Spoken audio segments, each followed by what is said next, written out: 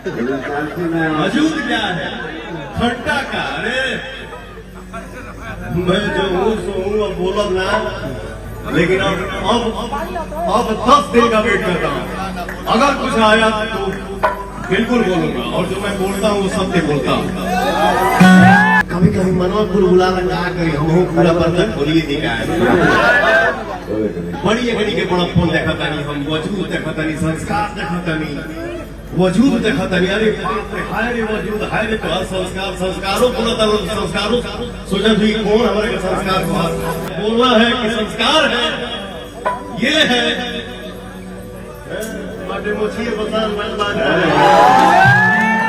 पवन सिंह ने जज के सामने कहा कि हुजूर, हम अपनी बीवी ज्योति को इसलिए तलाक दे रहे हैं क्योंकि उनके नाजायज शारीरिक संबंध थे, और अगर किसी महिला का संबंध किसी गैर मर्द के साथ हो, शादीशुदा होने के बावजूद भी, तो ऐसे हालात में घर बसाना आसान नहीं है। दरअसल भोजपुरी के पावर स्टार कहे जा रहे हैं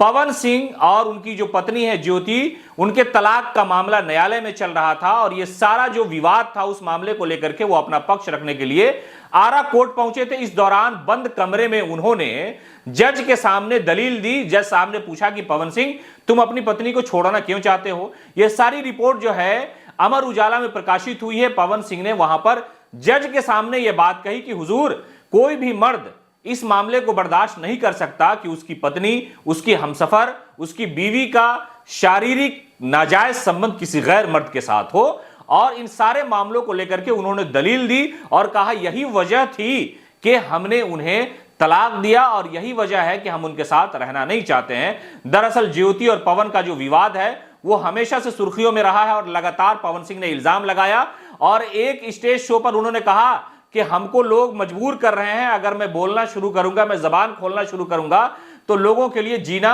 हराम हो जाएगा। और ये जबान खोलने का मामला जो था, इशारा था, वो उनकी पत्नी ज्योति की तरफ ही था। तो पवन सिंह के इस पूरे बयान के बाद जो है एक तरह से सोशल मीडिया पर सनसनी है कि उन्होंने ये अपनी तरफ से दलील दी कि हमारी पत्नी के नाजायज शारीरिक संबंध थे, इसलिए हम उनसे तलाक लेने की बात सोच रहे थे, और इसी वजह से हमने उनसे अलग होने का फैसला लिया। पवन सिंह और उनकी पत्नी लगातार एक दूसरे पर इल्जाम लगा रही है, और इस पूरे मामले में अक्षरा सिंह का भी नाम आया कि अक्षरा के साथ जो है पवन सिंह के संबंध थे और उनकी पत्नी। और यह सबसे बड़ा खुलासा यह हुआ कि पवन सिंह जब शूटिंग पर थे अपनी पत्नी के साथ, इस दौरान उनके ही व्हाट्सएप पे किसी ने एक कॉल रिकॉर्डिंग भेजा जिसमें ज्योति और उसके जो बॉयफ्रेंड तथा कथित प्रेमी कहा जाए, उसके दरमियान जो बातचीत है वो सारी सबूत जो है पवन सिंह ने उसी वक्त अपनी पत्नी ज्योति को सुना दिया था। ये पूरा मामला न्यायालय में गया, और न्यायालय में जाने के बाद पवन सिंह ने साफ तौर पर जज के सामने कहा कि हुजूर, अब इसके साथ रहना बिल्कुल मुनासिब नहीं है, और जो हमारा अंदर के ईगो है वो हट हो रहा है, इसलिए कि हमारी पत्नी का किसी गैर मर्द के साथ शारीरिक संबंध था,